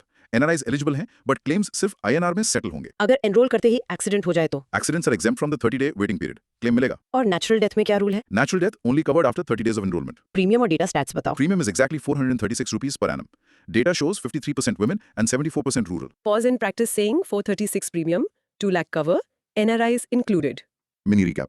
In short, PMJJY is a 436 rupees renewable life cover up to 55 years age with a 30-day natural death wait clause. Insurance से अब shift करते हैं एग्रीकल्चर एंड फूड प्रोसेसिंग की तरफ. Let's look eight PMKSY. Topic name is 11.1.1 प्रधानमंत्री किसान संपदा योजना और PMKSY. Broad micro theme is food processing infrastructure. Short definition, farm से लेकर रिटेल तक फूड प्रोसेसिंग इंफ्रास्ट्रक्चर बिल्ड करने की मेगा स्कीम. जैसे एक फार्मर का सरप्लस टोमेटो वेस्ट होने की जगह पास के मेगा फूड पार्क में केचप बनने के लिए प्रोसेस हो जाता है. फूड वेस्टेज रिड्यूस करना और फार्मर्स की इनकम डबल करना इसका इंट्रो है. This is under ministry of food processing industries, right? Central sector 2021-22 to 25-26 इसका फॉर्मली पुराना नाम संपदा था इन 2017. एब्सोल्युटली कोर लॉजिक में एग्रो प्रोसेसिंग क्लस्टर यानी APC आता है. इसमें मिनिमम 10 acres लैंड रिक्वायर्ड है. यूनिट स्कीम बेसिकली लिमिट करती है expansion two units with in mega food parks in APCs. Fund reallocation भी एक फीचर है ना? हाँ, inter scheme shifts up to 25% by minister allowed है. और सबसे कूल बात, सर्टिफिकेशंस. QCI यानी क्वालिटी काउंसिल ऑफ इंडिया ने इंडिया GHP और इंडिया HACCP डेवलप किया है जो फॉरेन सर्च को बाईपास करता है. Wow! Self-reliance. Real-world impact is reducing post-harvest losses. UPSC focuses minimum land requirements or homegrown certifications. Conclusion is strengthening domestic supply chain independent of foreign certifications. Let's do the cross questions. APC setup करने के लिए minimum land कितनी चाहिए? Exactly 10 acres minimum land required है. Fund reallocation का rule क्या है? Minister inter scheme funds को अप टू 25% तक शिफ्ट कर सकते हैं. क्वालिटी सर्टिफिकेशंस कौन डेवलप कर रहा है? QCI ने इंडिया GHP और इंडिया HACCP बनाया है. इन होम ग्रोन सर्टिफिकेशंस का फायदा क्या है? ये फॉरेन सर्टिफिकेशंस को बाईपास करने में हेल्प करते हैं. इसका पुराना नाम क्या था? Formally it was called Sampada in 2017. Awesome. Now pause and practice saying million 10 acres for APC, QCI developed India GHP. Mini recap, in short, PMKSY boost food processing with strict infrastructure limits like 10 acres for APCs and introduces indigenous QCI certifications. Food security के बाद health security पर आते हैं, specially जिन्होंने Covid में हमारी जान बचाई. Topic name is 12.1.1 PMGKY Package Insurance Scheme for Health Workers. Broad micro theme is COVID-19 Health Worker Insurance. Short definition, health care workers को कोविड-19 ड्यूटीज के दौरान 50 लाख रुपीस का insurance cover. Real life example, एक nurse जो Covid ward में duty कर रही थी और एक्सीडेंट फेस करती है, उसकी फैमिली को 50 लाख का तुरंत सपोर्ट मिलना. फ्रंटलाइन वर्कर्स के सैक्रिफाइस को रिकॉग्नाइज करना जरूरी था पैंडेमिक पीक के दौरान.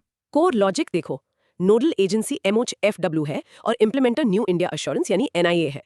कवर है 50 लाख फॉर कोविड-19 ड्यूटी रिलेटेड डेथ और एक्सीडेंट्स. और प्रीमियम 100% सेंटर ने बेयर किया. एनरोलमेंट ट्रैप्स हैं इसमें, नो एज लिमिट और no individual enrolment required. Automatic था. That is so smart. और एक ऐसी वर्डिक्ट ट्रैप भी है, right? Yes. Supreme court verdict के अकॉर्डिंग प्राइवेट और requisitioned doctors mandated by government during pandemic भी कवर्ड हैं. Impact was a massive morale booster. UPSC focuses SC verdict और zero enrollment requirement. Conclusion, blanket automatic safety net funded entirely by center. Questions please. इस scheme का premium कौन पे करता है? 100% centre beer करती है, वर्कर को कुछ नहीं देना. क्या इसमें कोई एज लिमिट है? No age limit. ये सबसे बड़ा एनरोलमेंट ट्रैप है. अगर कोई प्राइवेट डॉक्टर गवर्नमेंट ड्यूटी पर था, क्या वो कवर्ड है? यस, SC वर्डिक्ट के according private requisition doctors covered हैं.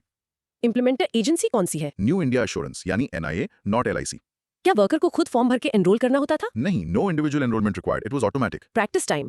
Now pause and practice saying 50 lakh cover, New India Assurance, SC covers private doctors. Mini recap, in short, PMJKY insurance provides an automatic 50 lakh cover to all COVID duty health workers funded 100% by the center. Health workers के crucial role को देखते हुए let's explore maternal health initiatives. Topic name is 12.1.2 प्रधानमंत्री सुरक्षित मातृत्व अभियान और PMSMA broad micro theme is maternal health care. Short definition, pregnant women को हर महीने की 9 तारीख को फ्री और क्वालिटी एंटीनेटल केयर यानी ANC प्रोवाइड करना। जैसे एक रूरल प्रेग्नेंट वुमन को रेगुलर चेकअप्स मिलते हैं जिससे डिलीवरी कॉम्प्लिकेशंस पहले ही डिटेक्ट हो जाती हैं। मैटरनल मोर्टेलिटी रेट यानी MMR को ड्रास्टिकली रिड्यूस करना इसका एम है। Launched in 2016, 9 years completed, NHM flagship है। टारगेट ऑडियंस है प्रेग्नेंट वुमेन इन सेकंड और third trimester. Key feature is free ANC on the 9th of every month। Risk categorisation कैसे होता है? Green sticker for no risk, red sticker for high risk. EPMSMA 2022 edition है जो high risk pregnancies यानी HRP को track करता है till the 45th day post delivery. Max 4 extra sessions per month allowed हैं। और आशा और HRP वुमेन के लिए फाइनेंशियल इंसेंटिव्स भी हैं। Real world impact is saving countless maternal and infant lives. UPSC focus sticker colours और EPMSMA टाइमलाइन पर है। Basically proactive data driven approach है। Let's do the questions. कौन सी ट्राइमेस्टर्स कवर्ड है इसमें? सिर्फ सेकंड और थर्ड ट्राइमेस्टर की pregnant woman. High risk pregnancy को कैसे मार्क करते हैं? रेड स्टिकर से हाई रिस्क और ग्रीन स्टिकर से नो रिस्क इंडिकेट करते हैं। EPMSMA पोर्टल प्रेगनेंसी को कब तक ट्रैक करता है? डिलीवरी के बाद 45th डे तक HRP को ट्रैक करता है। EPMSMA में कितने एक्स्ट्रा सेशंस अलाउड है? Max 4 extra sessions per month for high risk cases. हर महीने किस दिन ANC चेकअप होता है? Memory hack 9 months of pregnancy, इसीलिए फ्री ANC हर महीने की 9th को होता है। Wow, that's a great hack. Now pause and practice saying second or third trimester, red sticker for high risk, tracking till 45th day. Mini recap. In short, PMSMA ensures free ANC on the 9th of every month and meticulously tracks high-risk pregnancies post-delivery. Human health के बाद अब health of the planet पर focus करते हैं. Let's talk EVs. Topic name is 13.1.1 scheme to promote manufacturing of electric passenger cars in India. Broad micro theme is EV manufacturing boost. Short definition. Global EV companies को India में plant लगाने के लिए import duty में छूट देना. Real life example. Tesla जैसी company India में फैक्ट्री लगाएगी और बदले में शुरू में चीप इंपोर्टेड कार्स बेच पाएगी। मेक इन इंडिया को ग्लोबल ईवी मैप पर एस्टैब्लिश करना इसका मिशन है, spearheaded by ministry of heavy industries. CallLogic के टारगेट्स बहुत स्पेसिफिक हैं।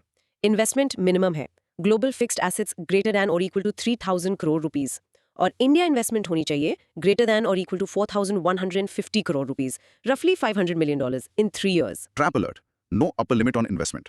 डोमेस्टिक वैल्यू एडिशन यानी DVA मैंडेटरी है, ग्रेटर देन और equal to 25% in 3 years and 50% in 5 years। Bank guarantee mandatory है for DVA setup. Core benefit क्या है उन्हें? Import CBU E4Ws at 15% customs duty for 5 years, capped at 8,000 units per year. Impact is massive. EV adoption or domestic job creation. UPSC focuses 8,000 unit cap or DVA timeline. A perfectly balanced carrot and stick policy for global auto giants. Okay, questions. India में minimum investment कितना required है? Exactly, greater than or equal to 4,150 crore rupees, यानी approx $500 million in 3 years। क्या India में investment की कोई upper limit है? Trap alert, no upper limit. Domestic value addition के टारगेट्स क्या हैं? 3 साल में 25% और 5 साल में 50% DVA अचीव करना होगा। अगर कंपनी DVA फेल करे तो? बैंक गारंटी मैंडेटरी है, वो फॉरफीट हो जाएगी। इंपोर्ट का मेन इंसेंटिव क्या है? CBU यानी completely built units, E4Ws per 15% customs duty for 5 years, max 8,000 units per year। Awesome. Now pause and practice saying 4,150 crore investment, 50% DVA in 5 years, 8,000 units cap. Mini recap. In short, global EV makers get 15% import duty benefits in exchange for a 4,150 crore local investment and 50% domestic value addition। EVs तो बन जाएंगी, पर उनके engines के लिए चाहिए magnets. Let's see the next scheme. Topic name is 13.1.2 scheme to promote manufacturing of sintered rare earth permanent magnets। Broad micro theme is rare earth magnets manufacturing। Short definition, EV motors और wind turbines में use होने वाले critical magnets को India में produce करना। अभी तक हम चाइना से मैग्नेट्स इंपोर्ट करते थे, अब इंडियन फैक्ट्रीज इन्हें लोकली एंड टू एंड बनाएंगी। Strategic independence in high tech manufacturing is the goal. CoreLogic में फाइनेंशियल आउटले 7,280 करोड़ रुपीस है, टेन्योर 7 years का है, 2 year setup plus 5 years sales incentive, target है 6,000 MTPA integrated capacity. Max 5 entities select होंगी via global bidding, max 1,200 MTPA each. सबसे important is integration rule, oxide से metals, metal से alloys और alloy से मैग्नेट्स। ओमैम फंडिंग स्प्लिट है 6,450 crore sales linked plus 750 crore capital subsidy. breaks supply chain monopolies completely। UPSC focus is the 4-step integration rule। End-to-end processing ensures we don't just assemble but actually manufacture। Let's ask, इस scheme का total target capacity कितना है? 6,000 MTPA integrated capacity। कितनी entities को select किया जाएगा? Max 5 entities global bidding के through, each max 1,200 MTPA। Scheme का टेन्योर कितना है? 7 years total, 2 years setup, 5 years sales incentive। Capital subsidy कितनी मिल रही है? 750 crore rupees is capital subsidy, rest 6,450 crore sales linked है।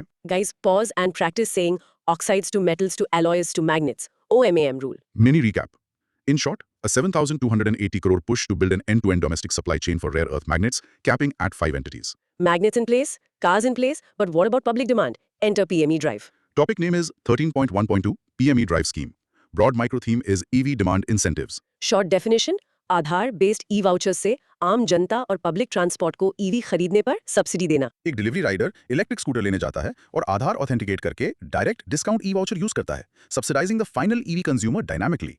Tenure October 2024 to March 2026, central sector है। इसने पुरानी EMPS 2024 स्कीम को सब्स्यूम कर लिया है। Budget 2026 allocation is 1,500 crore rupees with an e-bus focus. Core mechanism is demand incentives via Aadhaar-based e-vouchers. Vehicle traps है इसमें कुछ। यस, E2Ws में प्राइवेट और कमर्शियल दोनों एलिजिबल हैं। E3Ws में सिर्फ L5 कैटेगरी। E-ट्रक्स के लिए मॉर्थ स्क्रैपिंग सर्टिफिकेट मैंडेटरी है। E-बसेस के लिए preference to city scrapping old buses. Charging infra setup के लिए 100% फंडिंग फ्लेक्सिबिलिटी है। Impact is massive. EV penetration in two-wheelers and buses. UPSC focus is Aadhaar vouchers or specific vehicle traps. Tying subsidies directly to verified digital identities and environmental scrapping. Questions. कौन सी पुरानी scheme इसने subsume की है? EMS-PC 2024 को subsume किया है। Incentive किस form में मिलता है? आधार बेस्ड ई-वाचर्स के थ्रू। क्या प्राइवेट E2W ओनर्स एलिजिबल है? यस, E2Ws में प्राइवेट और कमर्शियल दोनों एलिजिबल हैं। E3Ws में कौन सी कैटेगरी कवर्ड है? सिर्फ L5 कैटेगरी ऑफ E3Ws। E-ट्रक्स लेने के लिए सबसे बड़ा कंडीशन क्या है? मॉर्थ का स्क्रैपिंग सर्टिफिकेट मैंडेटरी है। Pause and practice. Sing Aadhaar e-vouchers. L5 category only for 3Ws. Mini recap. In short, PM eDrive digitally delivers EV subsidies via e-vouchers while enforcing scrapping rules for heavy vehicles. Environment vehicle से ठीक हो रहा है। अब आते हैं urban water और sanitation पर। Topic name is 14.1.1 Atal Mission for Rejuvenation and Urban Transformation or AMRUT 2.0. Broad micro theme is Urban Water Security. Short definition. हर शहर को वाटर सिक्योर बनाना और 100% टैप कनेक्टिविटी इंश्योर करना। एक क्राउडेड टीयर 2 सिटी में sewage water को treat करके industries को बेचा जाता है। Saving fresh water. Urban areas में सिवियर वाटर क्राइसिस को सॉल्व करना इसका मोटिव है। It's a centrally sponsored scheme till 2025-26। Universal water supply in 4,372 towns और 100% sewerage in 500 Amrit cities. Subsumption trap है old Amrit subsumed.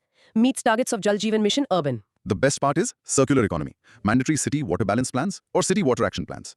Recycling target है meet 20% city demand and 40% industrial demand via treated water. पेयजल सर्वेक्षण से assessment होती है, funding outcome based है और मिलियन प्लस सिटीज के लिए PPP मैंडेटरी है, minimum 10% city funds for PPP, जन आंदोलन में women SHGs for water testing है, impact institutionalises water recycling, UPSC focus 2040 recycling targets और million plus cities PPP mandate पर है, not just supplying water but enforcing a circular water economy. Okay, questions. Amrut 2.0 के recycling targets क्या हैं? 20% city demand और 40% industrial demand treated water से meet करनी है। कौन सा सर्वेलेंस इसके अंडर आता है? पेयजल सर्वेक्षण जो एक चैलेंज बेस्ड असेसमेंट है। मिलियन प्लस सिटीज के लिए क्या फंडिंग रूल मैंडेटरी है? APP मैंडेटरी है विद मिन 10% city funds allocated for it. क्या ओल्ड अमरूद स्कीम अभी चल रही है? नहीं, ओल्ड अमृत सबस्यूम हो चुकी है। ये जल जीवन मिशन अर्बन के टारगेट्स मीट करती है। वाटर टेस्टिंग में किसको इन्वॉल्व किया गया है? जन आंदोलन के अंदर वुमेन SHGs को वाटर टेस्टिंग एंड मैनेजमेंट दिया गया है। Pause and practice saying 20% city demand, 40% industrial demand via treated water. Mini recap. In short, AMRU 2.0 ensures universal water supply while pushing a strict circular economy and mandatory PPPs in large cities. Urban infrastructure improve हो रहा है तो वहाँ के street vendors का क्या? Let's talk PMSV या निधि. Topic name is PMSV Nidhi scheme. Broad micro theme is street vendor microcredit. Short definition: street vendors को without collateral fast digital micro loans provide करना. एक गोलगप्पे वाला पैंडेमिक के बाद अपने ठेले को रीस्टार्ट करने के लिए 15,000 रुपए का क्विक डिजिटल लोन लेता है। पैंडेमिक हिट इनफॉर्मल इकोनॉमी को रीबूट करना वाज द इंट्रो। महुआ और DFS की सेंट्रल सेक्टर स्कीम है, guarantee from CGT MSE। Beneficiaries are urban street vendors operational on or before March 2420. Identification trap है यहाँ letter of recommendation यानी LOR required for unserved vendors in ULBs। Loan slabs 1 year tenure के साथ हैं। First tranche 15,000, second 25,000 और third 50,000 rupees. Incentives हैं 7% per annum inter subsidy और monthly digital cashback up to 100 rupees. Bonus trap है UPI linked RuPay credit card issued post second loan repayment. Brings informal vendors into the formal credit cycle. UPSC focus is the 3 loan slabs and LOR trap. Example of microcredit backed by digital transaction behavior. Questions time. Loan की 3 tranches कितने amount की है?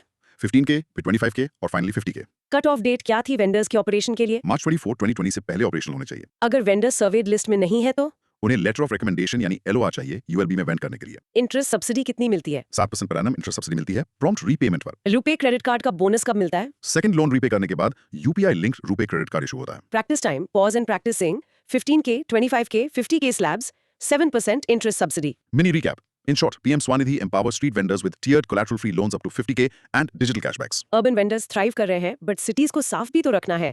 Enter Swachh Bharat Mission Urban 2.0. Topic name is 14.1.3 Swachh Bharat Mission Urban 2.0 or SBM U 2.0. Broad micro theme is urban sanitation and waste. Short definition, हर शहर को garbage free बनाना और पुराने कूड़े के पहाड़ों यानी लेगेसी वेस्ट को खत्म करना। जैसे गाजीपुर जैसी जगह पर बने कूड़े के पहाड़ को DRAP प्रोग्राम के थ्रू क्लियर कर दिया जाएगा। ओपन डेफिकेशन फ्री से कंप्लीट वेस्ट मैनेजमेंट पर मूव कर रहे हैं। अक्टूबर 2021 to 2026 टेन्योर है। Funding precondition. ULB must achieve greater than or equal to 1-star certification. Star targets for all towns is greater than or equal to 3-star garbage-free city plus ODF+. Population under 1 lakh, traps.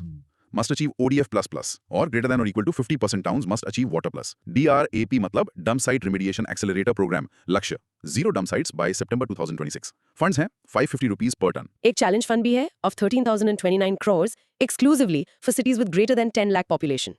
Mass clearance of urban landfills. UPSC focus, population specific targets और DRAP funds. Structured approach to wipe out legacy dump sites. Okay, questions.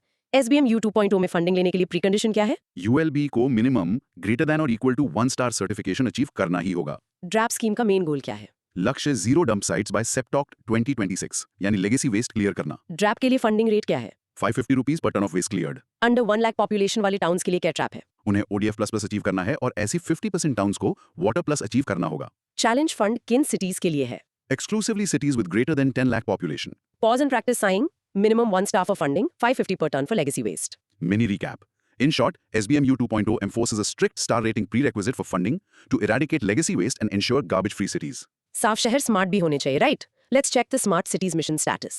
Topic name is 14.1.4 Smart Cities Mission. Broad micro theme is Urban Tech and Infrastructure. Short definition: 100 selected cities को area based और pan city tech solution से upgrade करना. एक city में ICCC यानी integrated control and command centre traffic, surveillance और disaster management एक ही dashboard से हैंडल करता है। अर्बन लिविंग स्टैंडर्ड्स को टेक के थ्रू ग्लोबल लेवल्स पर लाना is the goal. Deadline trap is March 31, 2025. Selection weightage equal focus देता है on urban population and number of statutory towns. Implementation होता है via special purpose vehicle यानी SPV with 50-50 equity between state UT and ULB. Dual approach है area based development यानी ABD plus pan city projects. ICCC active है in all 100 cities. Digital nervous systems for cities. UPSC focuses SPV equity ratio और mission deadline. Corporate style SPVs rather than traditional municipalities. Let's ask, mission का deadline क्या है? बहुत important trap, it ends on March 31, 2025. Implement होने वाली SPV में equity ratio किसका होता है? स्टेट या यूटी और यूएलबी का एग्जैक्टली 50.50 इक्विटी शेयर होता है। सिलेक्शन क्राइटेरिया का वेटेज क्या था? Equal focus on urban population and number of statutory towns. Development के 2 अप्रोचेस क्या हैं इसमें? एरिया बेस्ड डेवलपमेंट और पैन सिटी प्रोजेक्ट्स। क्या IICC सभी 100 सिटीज में एक्टिव है? Yes, ICCC is active in all 100 cities. Pause and practice saying. Ends March 2025. SPV 50.50 equity. IICC in all 100 cities. Mini recap. In short, the Smart Cities mission uses 50.50 SPVs to deploy advanced tech and ICCCs across 100 cities by March 2025. Smart cities को चलाने के लिए youth employment चाहिए। Now let's decode PM विकसित भारत रोजगार योजना। Topic name is 15.1.1 PM Viksit Bharat Rozgar Yojana OPM VBRY. Broad micro theme is employment linked incentive. Short definition: नए लोगों को फॉर्मल जॉब्स में लाने पर एम्प्लॉइज और एम्प्लॉयर्स दोनों को फाइनेंशियल इंसेंटिव्स देना। एक कंपनी 5 नए फ्रेशर्स को हायर करती है और गवर्नमेंट 2 साल तक per employee 3000 rupees per month employer को पे करती है, boosting formal sector hiring post pandemic. ELI effective है 1 अगस्त 2025 से। Part A is employee incentive. First time EPFO registered, wage less than or equal to 1 lakh rupees per month होनी चाहिए। Benefit है 1 month EPF wage, max 15,000 rupees, paid in 2 installments. Condition is mandatory financial literacy program completion. Part B is employer incentive. Hire at least 2 employees if workforce is under 50 or at least 5 employees if workforce is 50 or above. Benefit up to 3,000 rupees per month for 2 years या 4 years for manufacturing. Condition है min 6 months sustained employment per hire. Massive formalization of youth workforce. UPSC focus is hiring criteria thresholds or employee wage limits, rewarding both job seeker and job creator. Cross questions. Part A में employee की max wage limit क्या है? Wage less than or equal to 1 lakh rupees per month होनी चाहिए। Employee को incentive किस form में मिलता है? 1 month EPF wage, maximum 15,000 rupees, 6 और 12 months के 2 installments में।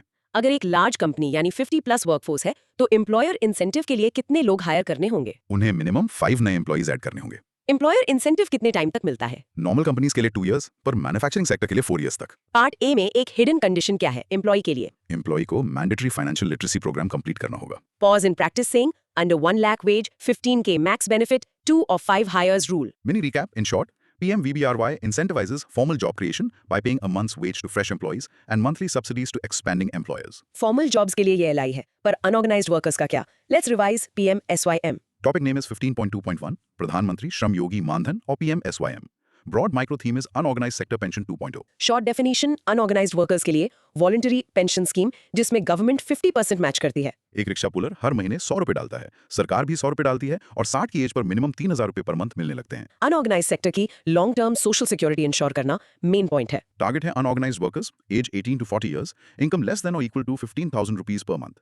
एक्सक्लूजन ट्रैप्स हैं, not for tax payers, must not be an NPS, ESIC और EPFO। Applies only to spouse. सबसे बड़ा overlap trap, beneficiary can join Atal pension Yojana simultaneously.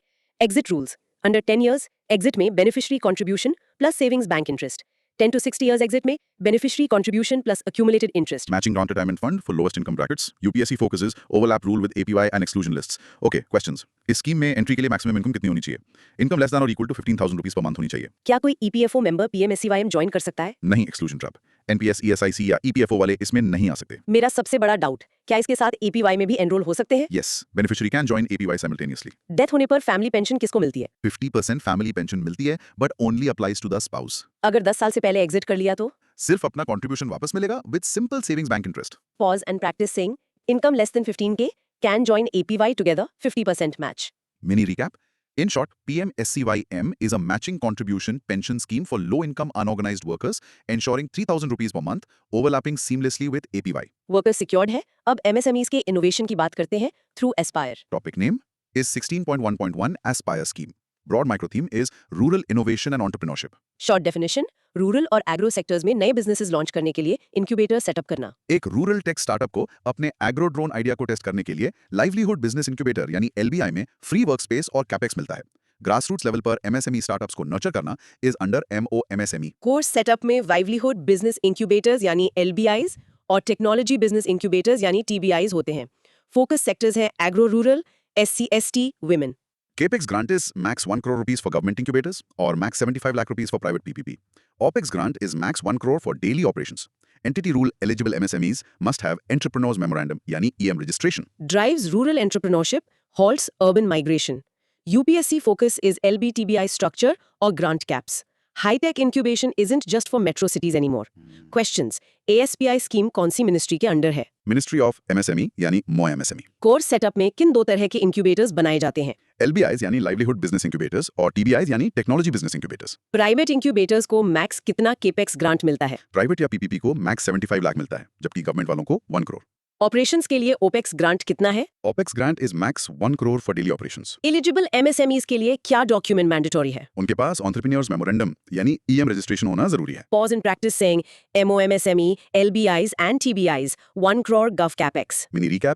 In short, Aspire accelerates rural MSMEs by funding LBI and TBI incubators with up to 1 crore grants. Innovation से अब आते हैं हमारी tech industries के building blocks पर। Critical minerals, let's decode CMRRIS। Topic name is 17.1.1 Critical Mineral Recycling Incentive Scheme or CMRIS. Broad micro theme is Mineral Recycling Push. Short definition, पुरानी batteries और e-waste से वैल्यूएबल मिनरल्स वापस निकालने के लिए financial incentives. एक recycling plant पुराने EV batteries यानी स्पेंट LIBs से लिथियम निकालता है और गवर्नमेंट उसे मशीनरी और सेल्स दोनों पर सब्सिडी देती है। ई-वेस्ट प्रॉब्लम को गोल्ड माइन में कन्वर्ट करना under ministry of mines, outlay 1500 crore रुपए। टारगेट वेस्ट में e waste, spent LIBs, permanent magnets आते हैं। Purity trap requires mandatory minimum metallic yield and purity levels. Subsidy formula capex में 20% subsidy on plant and machinery, OPEX यानी incremental sales में 40% in year 2 and 60% in year 5। Caps है 50 करोड़ रुपए for large entities और 25 करोड़ रुपए for startups. Secures domestic supply chains without mining. UPSC focuses subsidy formula और purity trap. Circular economy for critical minerals. Questions please. CMRIS कौन सी ministry का initiative है? Ministry of mines का initiative है, ministry of environment का नहीं। इसमें subsidy पाने की मैंडेटरी कंडीशन क्या है? प्योरिटी ट्रैप, आपको मिनिमम मेटालिक यील्ड और प्योरिटी लेवल्स मीट करने होंगे। कैपेक्स पर कितनी सब्सिडी मिलती है? Exactly 20% subsidy on plant and machinery. Opex subsidy year 5 में कितनी होती है? ईयर 2 में 40% है और ईयर 5 में बढ़कर 60% ऑफ इंक्रीमेंटल सेल्स हो जाती है। लार्ज और स्मॉल एंटिटीज के लिए फंडिंग कैप्स क्या हैं? लार्ज एंटिटीज के लिए 50 करोड़ और स्टार्टअप स्मॉल के लिए 25 करोड़ मैक्स कैप है। Pause and practice saying Ministry of Mines, 20% capex subsidy, 60% OPEX in year 5. Mini recap. In short, CMRMIS provides up to 50 crore in capex and OPEX subsidies to entities recycling critical minerals from e-waste, provided they meet strict purity standards. Recycling तो ठीक है, but overall mineral strategy क्या है? That's the National Critical Mineral Mission. Topic name is 17.2.1 National Critical Mineral Mission or NCMM. Broad micro theme is end-to-end mineral security. Short definition, critical minerals का end-to-end management, ढूंढना, निकालना और बाहर देश में mines खरीदना। इंडियन PSUs अब directly Africa या साउथ अमेरिका में लिथियम और कोबाल्ट की माइंस एक्वायर करेंगे, protecting national security by breaking foreign dependence. Recovery sources में वेस्ट, ओवरबर्डन और टेलिंग्स आते हैं। ग्लोबल एसेट्स के लिए इंडियन PSUs और प्राइवेट सेक्टर इंसेंटिवाइज्ड हैं। Offshore trap encourages mining of polymetallic nodules from the sea floor. Strategic move is to establish a domestic stockpile. Nodal agency is Empowered Committee on Critical Minerals. Gives India geopolitical leverage. UPSC focus is polymetallic nodules or domestic stockpile. India's most aggressive blueprint to secure the futuristic tech economy. Questions time. क्या CMRIS scheme NCMM के under आती है? Yes, CMRIS is exactly a part of this broader recycling scope. Global scale पर यह mission क्या push कर रहा है? इंडियन PSUs और प्राइवेट सेक्टर को फॉरेन में क्रिटिकल मिनरल एसेट्स एक्वायर करने के लिए इंसेंटिवाइज कर रहा है। ऑफशोर माइनिंग में किस रिसोर्स पर फोकस है? पॉलीमेटालिक नोड्यूल्स पर फोकस है, जिसमें कोबाल्ट और REE होते हैं। मिनरल्स वेस्ट से निकालने के लिए क्या सोर्स है? माइनिंग वेस्ट यानी ओवरबर्टन और टेलिंग से मिनरल्स एक्सट्रैक्ट किए जाएंगे। इसका कंट्रोलिंग बॉडी कौन है? Empowered Committee on Critical Minerals under Ministry of Mines. Pause and practice saying, acquire global assets, mine polymetallic nodules, build a domestic stockpile. Mini recap in short, NCMM is India's master strategy to secure critical minerals via global acquisitions, deep sea mining and building a domestic stockpile. Mining से strategy बन गई, लेकिन जिन areas में mining होती है वहां के लोगों का क्या? Let's conclude with PMKKY. Topic name is 17.2.2 प्रधानमंत्री खनिज क्षेत्र कल्याण योजना और PMKKY. Broad micro theme is mining affected area welfare. Short definition, mining से आने वाले रॉयल्टी का एक बड़ा हिस्सा उन्हीं एरियाज के लोगों के डेवलपमेंट और हेल्थ पर खर्च करना। एक गांव जो कोल माइन के 10 किलोमीटर रेडियस में है, वहां के स्कूल्स और हॉस्पिटल्स DMF फंड से बनाए जाते हैं। इंप्लीमेंटेशन बॉडी है डिस्ट्रिक्ट मिनरल फाउंडेशंस यानी DMFs। Leadership trap, district magistrate या collector chairs DMF governing council. Funding में माइनिंग कंपनीज पे 10% और 30% ऑफ रॉयल्टी। इम्पैक्ट रेडियाई है directly affected within 15 kilometers of mine boundary or indirectly affected within 25 kilometers. Fund utilization formula is strict, greater than or equal to 70%. Funds for high priority sectors or greater than or equal to 70% funds must be spent in directly affected areas. Gram Sabha veto trap, mandatory approval needed in scheduled areas. Endowment fund trap, max 10% saved for post-mining phase if annual collection is greater than or equal to 10 crore. Reverses resource curves. UPSC focus 15 kilometer, 25 kilometer radii, 70% rule and DM leadership पर है. Ensuring wealth from the ground heals communities above it. Let's do the final cross questions. DMF Governing Council का chairperson कौन होता है? Trap याद रखना, district magistrate या collector इसको चेयर करता है। Directly और indirectly affected areas का radius क्या है? Directly affected 15 kilometre with in mine boundary और इनडायरेक्टली अफेक्टेड 25 किलोमीटर तक जो डिस्ट्रिक्ट बॉर्डर क्रॉस कर सकता है। Fund utilization का 70% rule क्या है? कम से कम 70% फंड्स हाई प्रायोरिटी सेक्टर्स पर और 70% फंड्स डायरेक्टली अफेक्टेड एरियाज में खर्च होने चाहिए। Scheduled areas में कोई भी प्रोजेक्ट पास करने की कंडीशन क्या है? ग्राम सभा वीटो ट्रैप, ग्राम सभा का मैंडेटरी अप्रूवल चाहिए। Endowment fund कब और कितना बनता है? मैक्स 10% सेव होता है पोस्ट माइनिंग फेज के लिए, बट ओनली इफ डिस्ट्रिक्ट की एनुअल कलेक्शन 10 करोड़ रुपया उससे ज्यादा हो। Awesome. Now pause and practice saying 15 kilometer direct radius, 70% high priority funds, DMF, shares, DMF. Mini recap. In short, PMKKY utilizes 10 to 30% of mining royalties via DMFs, mandating that 70% of funds directly affect communities within a 15-kilometer radius of mines. क्या insane journey थी ये? Let's do a quick bullet recap of the broad themes. Yes. Finance में हमने देखा CGSA protects exporters, PMJDY banking routes, मुद्रा up to 20L, PMJJBY insurance, pensions और jobs में APY और PMSYM overlapping safety nets और PMVBRY for formal jobs. Health और food में PMGKY for COVID warriors, PMSMA tracking mothers, PMKSY boosting food infra. Urban sector में Amrut 2.0, water circular economy, PM Swanidhi loans, SBMU clearing legacy waste, smart cities SPVs. Tech और EVs में EV auto imports, rare earth magnets, OMAM rule, E-drive Aadhaar vouchers, Aspire incubators और minerals में CMRIS recycling, NCMM global assets और end में PMKKY for mining area welfare. सोचो दोस्तों, government के ये 21 गियर्स एक मैसिव क्लॉकवर्क की तरह इकोनॉमी को चला रहे हैं। लेकिन एक फाइनल क्वेश्चन सोचने के लिए छोड़ती हूँ, जब NCMM में हम global critical minerals assets acquire करेंगे, तो क्या ये मेक इन इंडिया का रियल टेस्ट नहीं होगा ग्लोबल डिप्लोमेसी में? थोड़ा सोच लो इस पर, कीप एक्सप्लोरिंग। इमेजिन करो कि तुम्हारे घर की छत मुफ्त इलेक्ट्रिसिटी बना रही है, आसमान में ड्रोन